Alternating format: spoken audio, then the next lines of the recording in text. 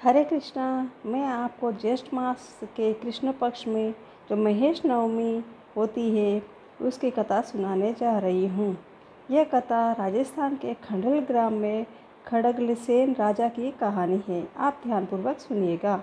राजस्थान के खंडेल ग्राम में खड़गसेन राजा राज करते थे।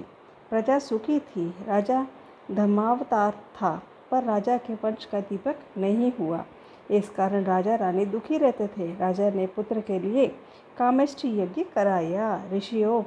ऋषि मुनियों ने राजा को आशीर्वाद दिया और कहा, तुम्हें पराक्रमी पुत्र होगा, चक्रवर्ती होगा, पर ध्यान रखना उसे 20 वर्ष तक उत्तर दिशा में मत भेजना। थोड़े समय में पंचवती रानी के सुजान कंवर नाम का पुत्र यशस्वी हुआ। विद्या व शस्त्र विद्या में निपुण हो गया। एक दिन एक जैन मुनि उस गांव में आए। उनके धर्मोपदेश से कुंवर बहुत प्रभावित हुए और उन्होंने जैन धर्म की दीक्षा ले ली और जैन धर्म का प्रचार करने लगा। धीरे धीरे प्रजा भी जैन धर्म मानने लगी। शिव व वैष्णव मंदिर जैन मंदिरों में रूपांतरित होने लगे। एक दिन राजकुमार शिकार खेलने के लिए 72 उमरावों के साथ वन में गए और एकाएक राजकुमार की इच्छा उत्तर दिशा में जाने की हुई और वे रवाना हो गए। उत्तर दिशा में सूर्य कुंड के पास 6 ऋषि यज्ञ कर रहे थे। वे ध्वनि से वातावरण गुंजित हो रहा था।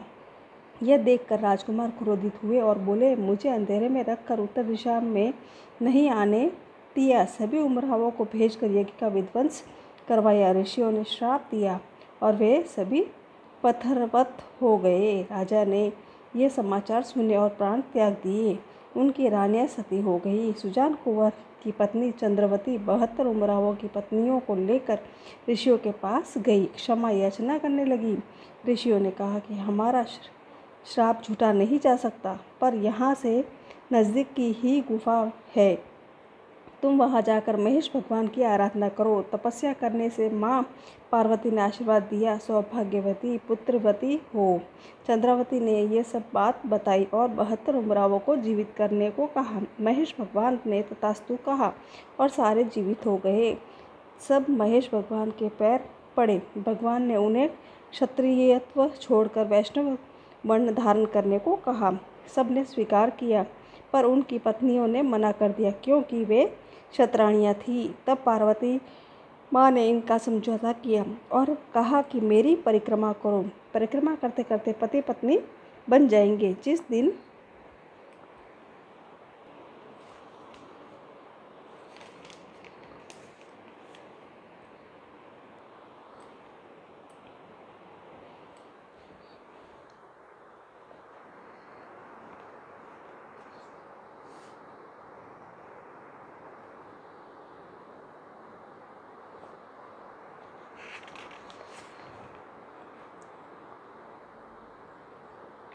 खड़गसेन